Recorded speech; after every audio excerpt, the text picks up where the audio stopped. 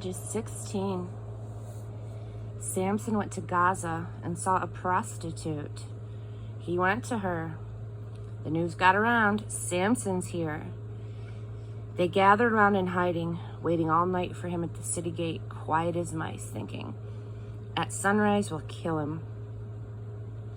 Samson was in bed with a woman until midnight. Then he got up, seized the doors of the city gate and the 2 gateposts, bolts and all, hefted them on his shoulder, and carried them to the top of the hill that faces Hebron. Sometime later, he fell in love with a woman in the valley of Sorek, which means grapes. Her name was Delilah. The Philistine tyrants approached her and said, "Seduce him. Discover what's behind his great strength and how we can tie him up and humble him.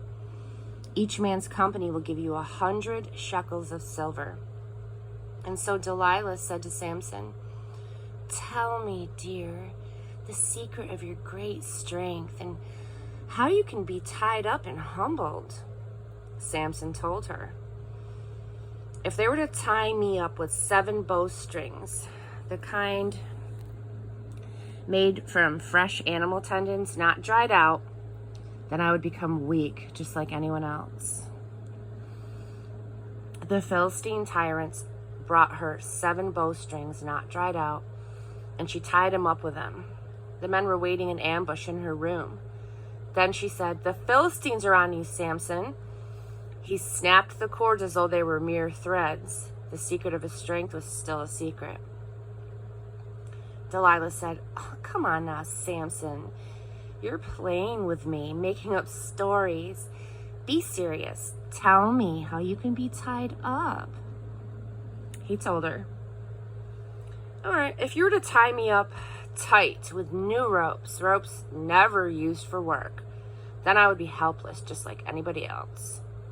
So Delilah got some new ropes and tied him up. She said, "Oh my goodness, the Philistines are on you, Samson." The men were hidden in the next room. He snapped the ropes from his arms like threads. Delilah said to Samson, "You're still playing games with me, teasing me with lies. Tell me how you can be tied up." He said to her, "If you wove these 7 braids of my hair into the fabric on the loom and drew it tight, then I would be as helpless as any other mortal." When she had him fast asleep, Delilah took the 7 braids of his hair and wove them into the fabric on the loom and drew it tight. And then she said, "The Philistines are on you, Samson." He woke up from his sleep and ripped loose from both the loom and fabric. She said, "How can you say I love you when you won't even trust me? 3 times now you've toyed with me like a cat with a mouse, refusing to tell me the secret of your great strength." She kept at it day after day, nagging and tormenting him. Finally, he was fed up. He couldn't take another minute of it. He spilled it. He told her, "A razor has never touched my head. I've been God's Nazarite from conception. If I were shaved, my strength would leave me. I would be as helpless as any other mortal." When Delilah realized that he had told her his secret, she sent for the Philistine tyrants, telling them, "Come quickly. This time he's told me the truth." They came, bringing the bribe money. When she got him to sleep, his head on her lap, she motioned to a man to cut off the 7 braids of his hair. Immediately he began to grow weak, his strength drained from him. Then she said, "The Philistines are on you, Samson." He woke up thinking, "I'll go out like always and shake free." He didn't realize that God had abandoned him. The Philistines grabbed him, gouged out his eyes, and took him down to Gaza. They shackled him in irons and put him to the work of grinding in the prison. But his hair, although cut off, began to grow again. The Philistine tyrants got together to offer a great sacrifice to their god Dagon. They celebrated, saying, "Our God has given us Samson, our enemy." And when the people saw him, they joined in, cheering their God.